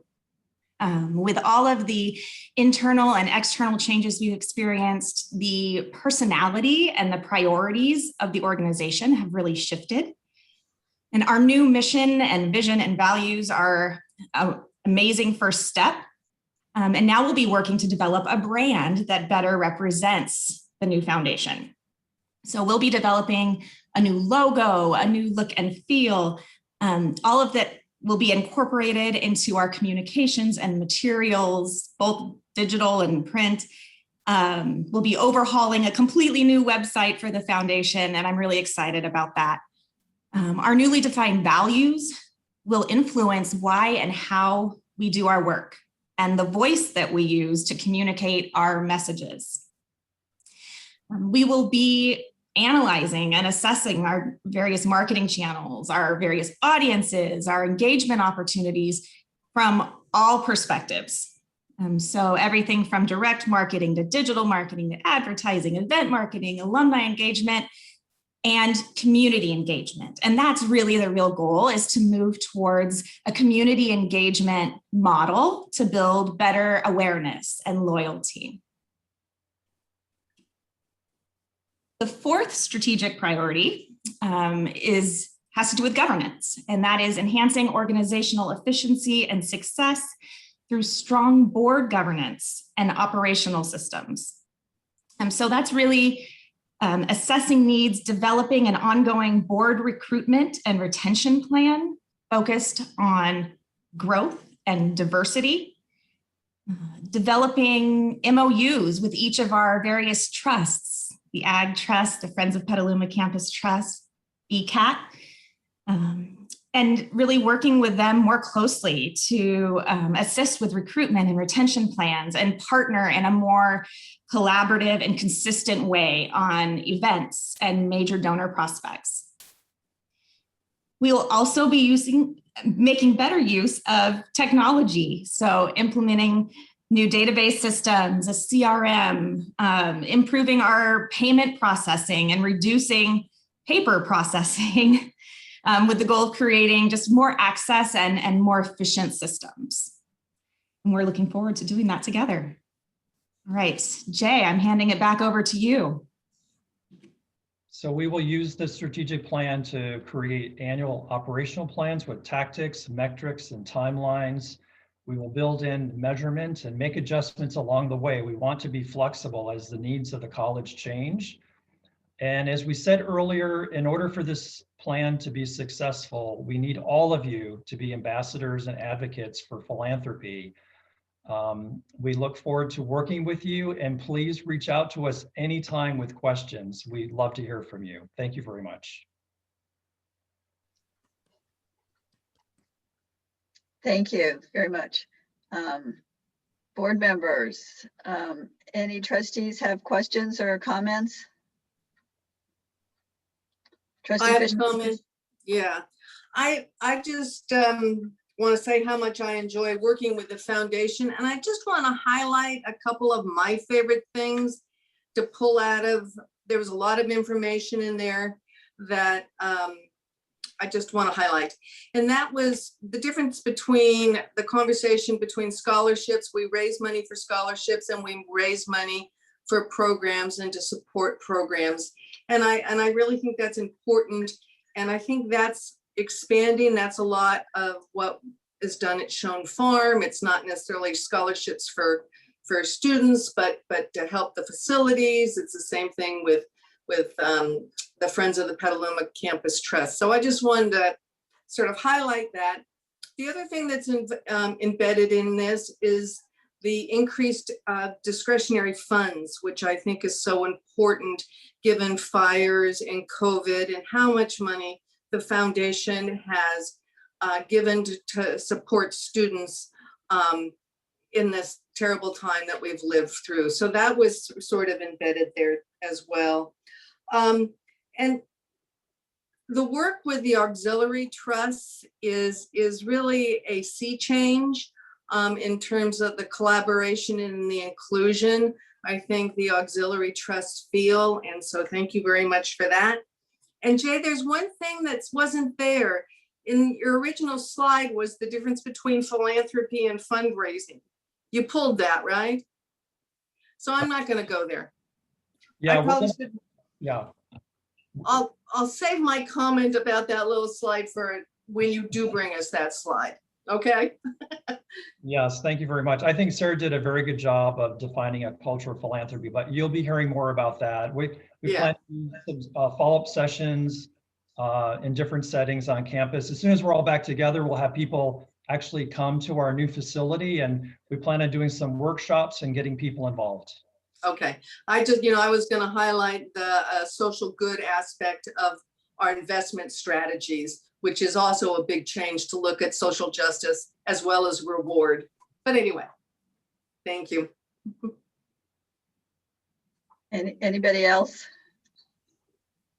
Yeah, I've got one quick comment. Yeah.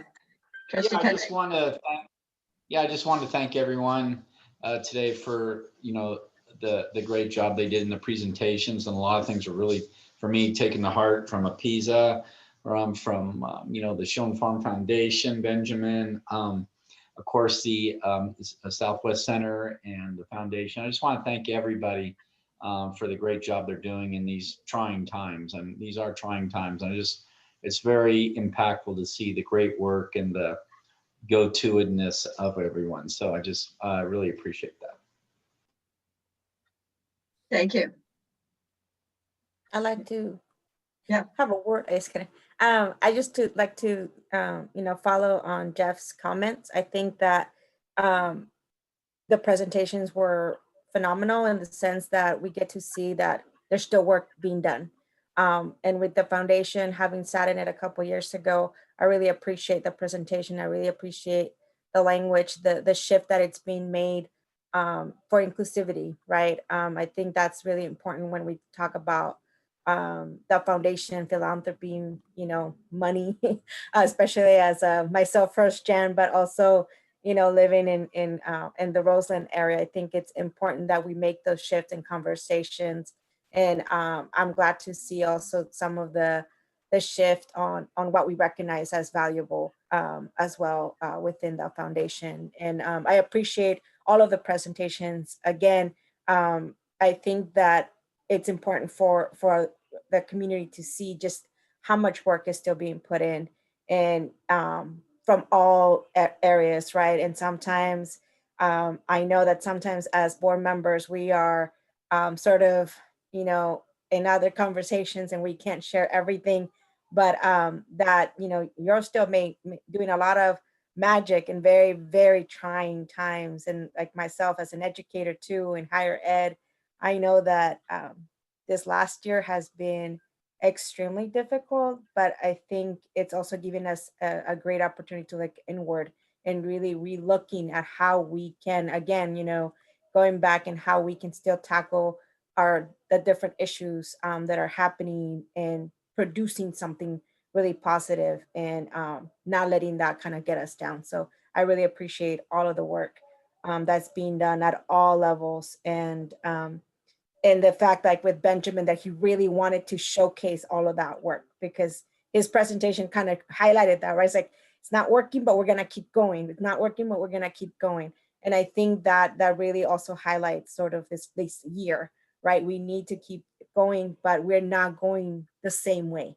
We are really taking these trying times to reflect individually and as an institution to really transform that, what we can offer the community and our students and ourselves. So thank you all for all of that work. Thank you. Yeah, Trustee Lindley. Jay, I'd just like to say to you and your staff how refreshing it is to work with all of you. Working with Ag Trust and the foundation there, your efforts are truly appreciated, and I can't thank you more and let you know how nice it is to work with you and staff on a daily and ongoing basis. So thank you very, very much. Thank you, Terry. Okay. Great. I think, yep, everybody, I don't need to say anything because everybody said such great things and acknowledged everybody. It's been great. And so I think I will adjourn the meeting and let everybody get home and relax. And thank you all, and see you next month. Good day, everybody.